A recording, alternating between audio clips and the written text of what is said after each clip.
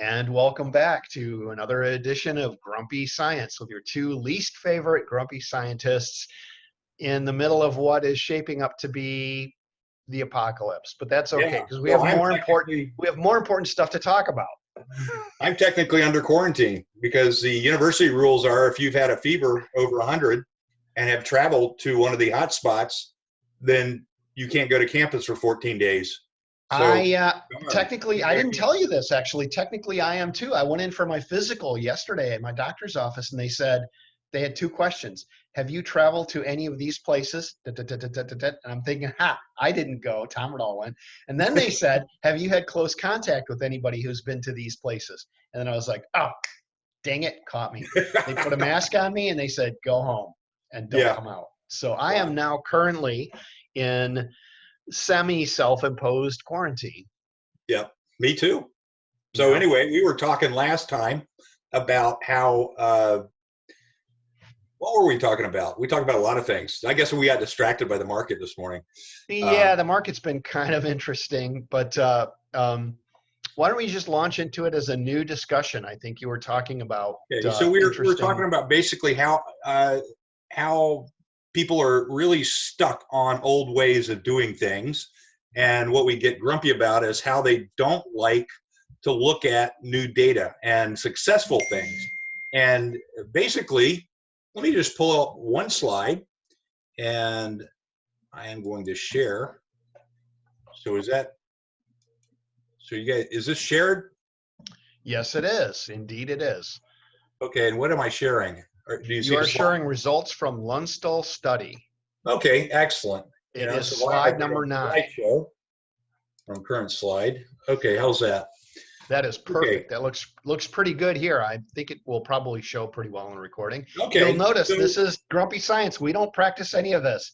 Our whole media production is like, I don't know, that looks pretty good. Okay, go ahead, draw it up there with a marker. That's all right.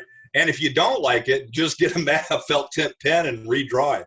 I promise. Well, we're going to start selling those. If you don't like the data, you can change it. If you don't like your weight or health status, you can change it. If you're afraid of a major storm, you can change it.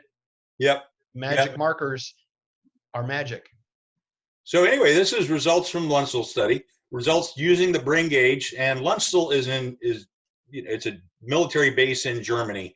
And basically, we used the brain gauge to test people, and we tested, people who had been concussed or, exposed to blast. And we were alongside a lot of other people doing the same kind of test with their methods. And what you see on the left is just keep in mind, the bigger the number, the better. Or the bigger the number, the bigger the difference, and how much farther away you are from the norm. So if you're looking at, by the way, does the cursor get shared on this? Nah. I think it might, but there are cursor tools you can use. We didn't practice any of this. There you go. I can see your cursor. Yeah, it probably is getting shared. Yeah, but anyway, if you look at that. Oh yeah, I can see your cursor. It's clear. Okay. Can you? You can see that?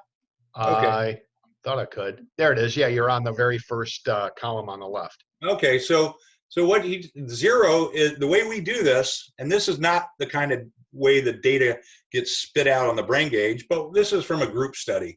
So basically the 0 line is from control data. Now, what you see here is on day 0, all these guys were testing with a z-score near 6. That's 6 standard deviations away from normative values. And that's looking at our data versus what controls were collected in Fort Bragg, not in Lunstall. So, and basically we're just comparing to what normal values should be. And what you see is that these people actually return to baseline over a 2 to 3 month period. And at 3 months, they're actually better than normal. And that's actually because the people that were testing 3 months out were actually better than the control values. We won't get into why, but that's basically had to do with the fact that these were very high level operators who were testing. These are the sort of like the cream of the crop in the military. And so, yeah, they're going to outperform people. So, but anyway, we thought when we showed this data and in conjunction with what you see on the right, and the CMSS is a cortical metric symptom score, or ROC. Now, if you're not familiar with an ROC curve, That's what this thing is on the right. You see that this goes up, and the area under the curve is 0.93. Now, 1.0 is perfect. That means that you can differentiate concussed versus non-concussed. And this line in the middle is 0.5. That means it's the same as flipping a coin. So basically what we found was we got, around 93% detection for concussion with a 5% false positive, which is very, very low. Our competitors were around 50%. So flipping a coin. Yeah, so they're basically, they look random when you look at this. And I thought that when we showed this data, that people would be very excited about it and we wouldn't have to worry about getting support anymore. That's really not the case. What it did was put a target on our back. I will say 90% of the people, when I present this, 95% of the people are pretty excited. But there's always one or two people in the room that get a little bent out of shape and they start complaining about it being 93 instead of 95 or this, that, or the other. And they're backing up measures that are 50%. And they're complaining about, something ridiculous. Oh, absolutely. They're trying to nitpick. They're trying to nitpick when their methods don't work. Yeah, they're nitpicking at our noise, which, people say 93, that's not 100%. I was like, come on. And so what do you do if you're trying to sell a medical method to the military and it doesn't work? What do? You go see a senator and you try to turn it into a law instead of into science. And that's what people are doing. That's what, we can stop sharing now. But, that was just sort of an example of, and what we currently found out is that, there's other people that are actually lobbying against. Yes. So what Mark is saying, just for the average person to make sure they really grasp what Mark is saying, is that we just beat everyone to the ground with science. They're just the competing mechanisms, the competing methods for detecting concussion and TBI have been completely defeated by the cortical metrics approach. So they're no longer fighting science versus science. What they're trying to do is say, okay, well, they'll do an end run and go lobby to a senator to try to get it changed into a law that you have to use their method that doesn't work because it's a law. And this is what you'll see. You'll start to see, when you start to see laws and legal methods to force the use of certain medical technologies, for example, to detect TBI or concussion, what you're actually seeing is the action of lobbyists trying to make it a law to use their technologies that don't really work. Honestly, that's really what's going on. Do you think that's too much of an overstatement, Mark? No. I mean, I was talking to somebody else who has another method, and, their methods are okay, but they were approached by someone in what we call the concussion mafia. Yeah. And, if you've been in science long enough, there's a concussion mafia and a pain mafia and an autism mafia. And these are all the groups of people that really go after and protect their own little group and make sure that they continue to get funding. Yeah. And this is what Ike Eisenhower predicted in the 50s when he was talking about the military industrial complex. What he also predicted was the scientific academic elite, which would be small groups of people controlling federal funding so that they could control certain areas of research. This is exactly what's happening now. And to protect the name of the innocent, I won't tell you who that was, but they told me that they were approached by someone from this mafia who told them, why don't you just give up? It doesn't matter how good your methods are. We're going to get this legislated in. And I heard the same thing, but you heard it more directly. I heard it directly from the horse's mouth. I probably heard it from you, actually. So it's secondhand for me because I wasn't in the hot zone in Washington D.C. last week, but you were. But so what Mark is saying, and I know he knows what he's saying is very clear, but let me just restate it. Well, I know what I say is usually muddled, but No, it's very, very clear, but it's really important to make this absolutely clear. What Mark is saying is that people now in the in the TBI concussion space are saying to their competition, hey, we've already got this locked up as a law, so don't even bother trying to do better science, because that doesn't even matter anymore. We're making it a law that you have to use our stuff, even though it doesn't work. You lose. That's what they're saying. And we're just trying to tell you that, one more slide that shows talk to your senator, actually. I would say, if TBI and concussion are important to you, talk to your senator and tell them, don't listen to lobbyists. So I'm sharing another slide, and I'm just going to show you what we see here on the left. Did I share the right slide? I am seeing comparison to other methods, Z-score normalized to control average. Good. So what we see is the green zone. That means controls. That's where you're safe. And what we see is our data, the brain gauge data is up here, and it takes 2 to 3, even sometimes 4 weeks for people to return back to baseline. And that actually matches pretty well with a lot of animal studies and a lot of other physiological markers, like doing a whole lot of different assessments. And what you see here, this is pretty interesting. The green arrow is when most of the people in this study, this was a 400-person study, most of the people were cleared by the physician. And that is the only gold standard in concussion. So most of the people were cleared by physician with this green arrow at around day 14 or 15. That's the average. Okay, so what happens is on the black arrow, that is one of our competitors, Impact, and that's sort of the go-to method that everybody uses because they sort of dominate the market commercially, not scientifically, but commercially. Right. And, they're basically the big bullies that we have to deal with, one of the big bullies we have to deal with. And look at that. They always miraculously clear their people by day 7. You can read paper after paper after paper. It'll say they clear on day 7. Gee whiz, just in time for the next game. Yeah, just in time. How amazing.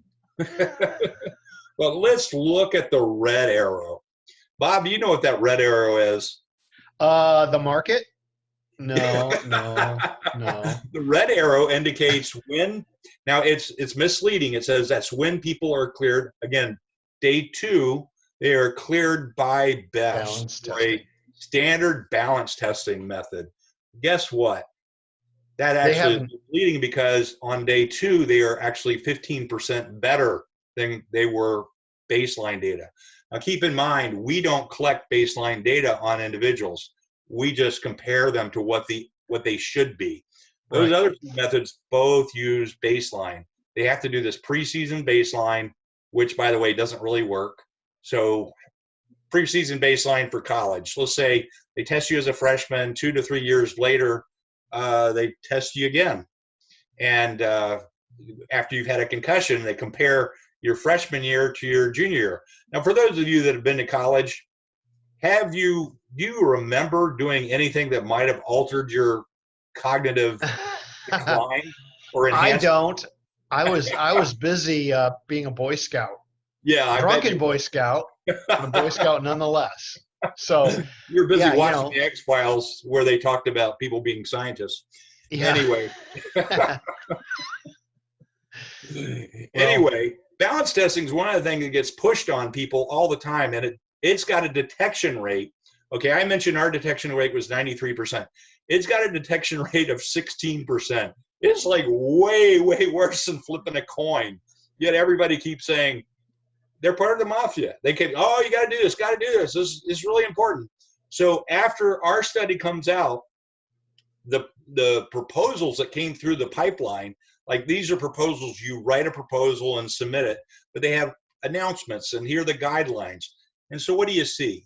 You see somebody say, like one of them stated, let's study visual, olfactory, auditory, and vestibular functions.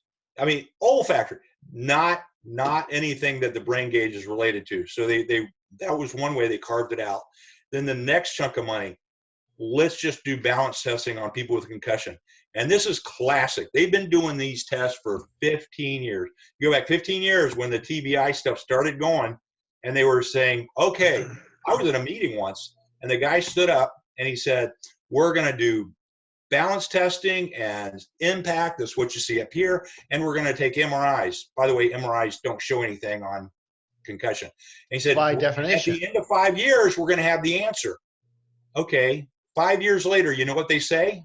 This is your tax dollars, guys. End of 5 years, they say, we need another 5 years, we're going to have the answer. And they'll show you a curve that doesn't look like this one that we've got up here. They're going to show you something where they see like a 3 to 5% difference with a really big error bar on it that overlaps. So anyway, I'm getting on my rant.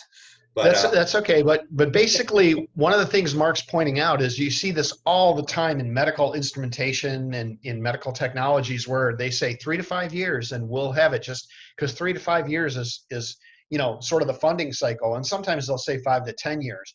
But, people, taxpayers, we have a limited memory span, and we forget that these things were promised 5 years ago, then 10 years ago, then 15 years ago, and they're never delivered.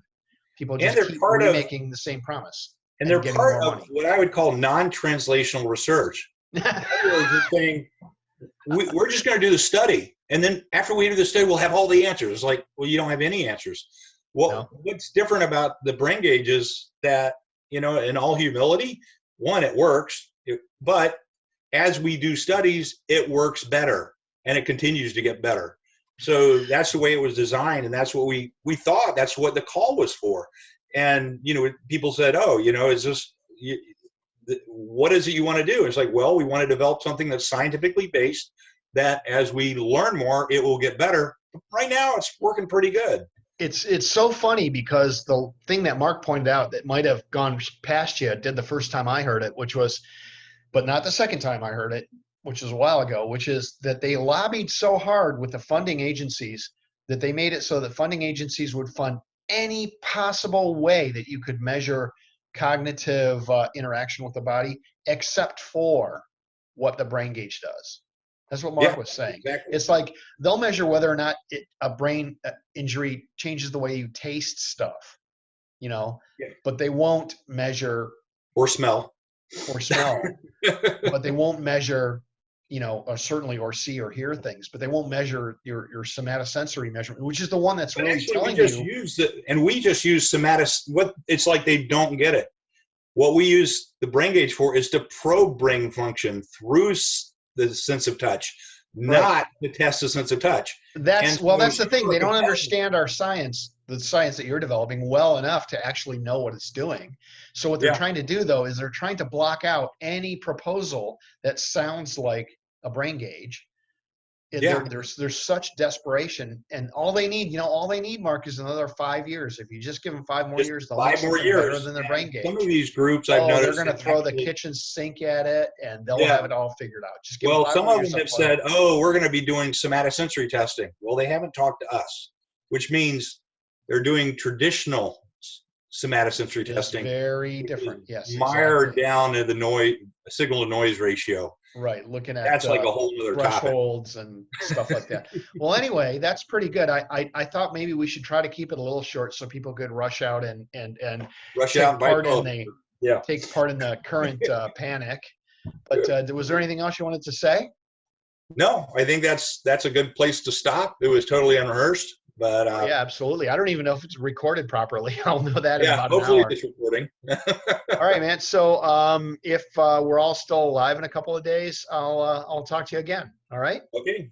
All right, man. See you. Goodbye, everyone.